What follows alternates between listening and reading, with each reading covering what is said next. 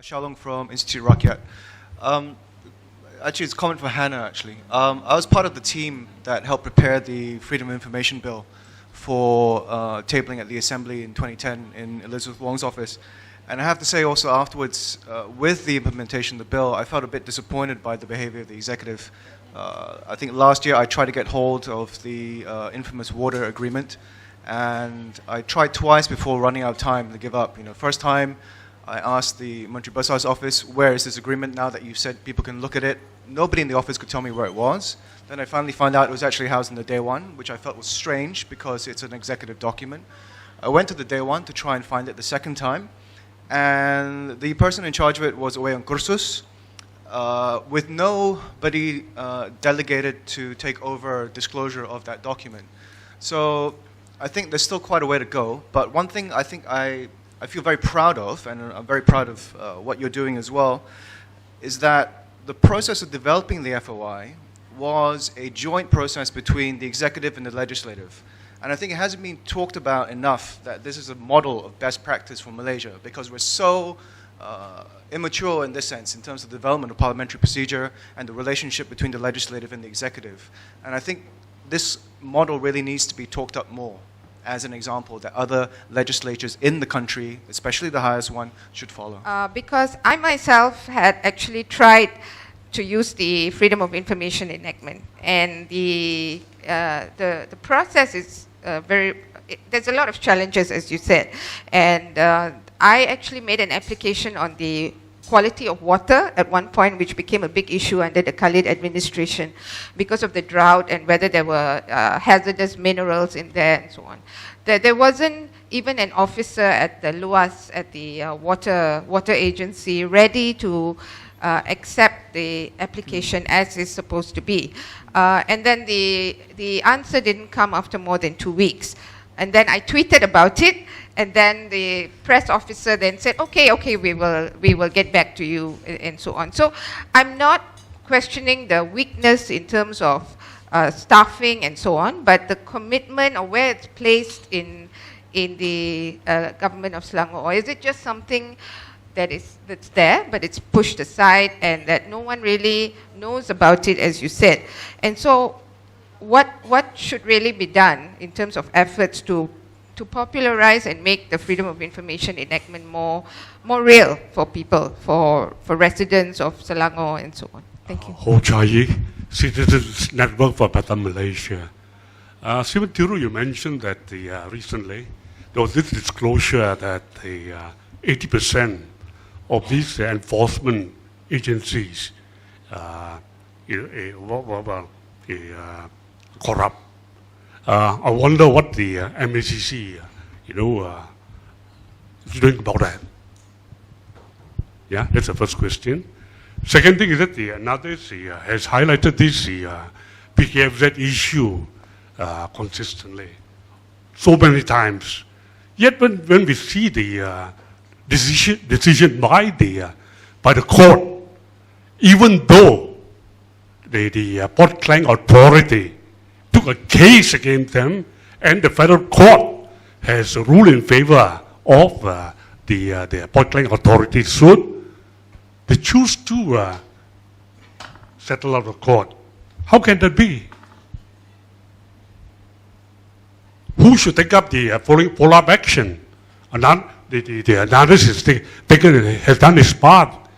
But surely, this case, I think is so open. Settlement is not disclosed after that. How can that be?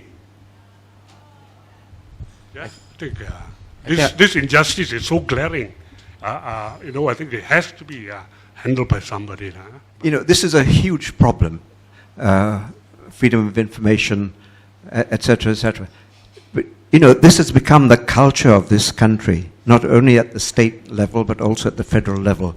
And so it's going to be it's a huge problem. And perhaps Selangor and Penang, I think, should show us the way. So you need to really re-educate your whole administrative service, not only at the state level, which you can do now, but also at the federal level when we change the government. Let me say this, The MACC, actually, we have a special section that analyzes collates information from various sources. Of course, I can't say specifically in relation to the specific information that the questioner had in mind, but everything we do is always on an ongoing basis.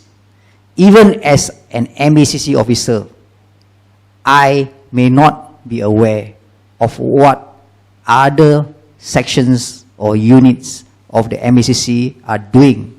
Specifically, our intelligence division, our operational target center, for instance.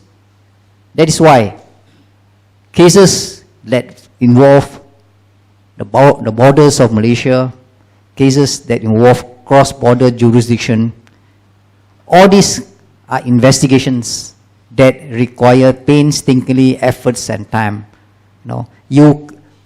Evidence will not be forthcoming from complainants or from witnesses. The MACC has to adopt certain courses of investigation or methods which we call proactive, undercover, surveillance, and these are the kind of investigations where you do not get immediate results.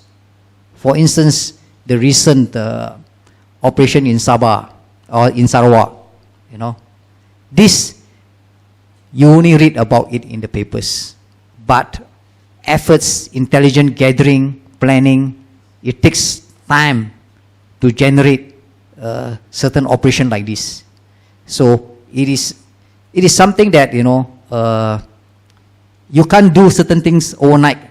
Just by a simple report that says that a certain level of enforcement officers are on the take, then you do not spring into action and start arresting or questioning people. What we want are evidence. See, at the end of the day, the test of the pudding lies in its eating. That is something we hope to achieve. Thank you. Being put in a room, the agreement. When Tan Sri Khalid was criticized for not allowing people to have a look at the agreement, he then decided to make it public, but he wanted to avoid being accused of allowing people to reproduce the document. So they thought of this brilliant idea, which I discovered after they passed the entire thing to the State Assembly's office. So they decided we will make it public during certain hours, during the State Assembly sitting. We put it in a room, put that agreement there. You can queue up, leave your handphone behind, come in and read the agreement. Now, an agreement like the MOU, even lawyers struggle to understand what's being written because it's so technical. I don't understand how even young journalists will be able to read in half an hour, report it and reproduce it. So I found that the entire exercise was purposeless. It just showed that you're open enough, but not open enough. I don't know how to describe that entire exercise. It was very strange. So that was the water MOU. I think they didn't want to be sued, or they just didn't want to be responsible.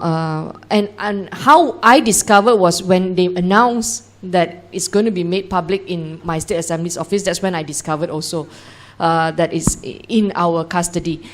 Secondly, I want to comment on Cynthia's experience applying for water quality data from LOAS. Like I commented earlier, there was lack of training. Receptionists were not trained. So you only train information officers. They are probably in their office somewhere. The receptionists will answer calls, and front desk, they didn't know about this. Okay. And secondly also, after the passing of the enactment, the FOI just went on autopilot mode. Nobody was driving it, nobody was supervising it, and that's why now I think if you're interested, you have to wait for the government response in August. And once they table that in the House, I will make that available to the media, and you can have a look, and we can then take them on from there, whether or not they're open to those recommendations to improve FOI.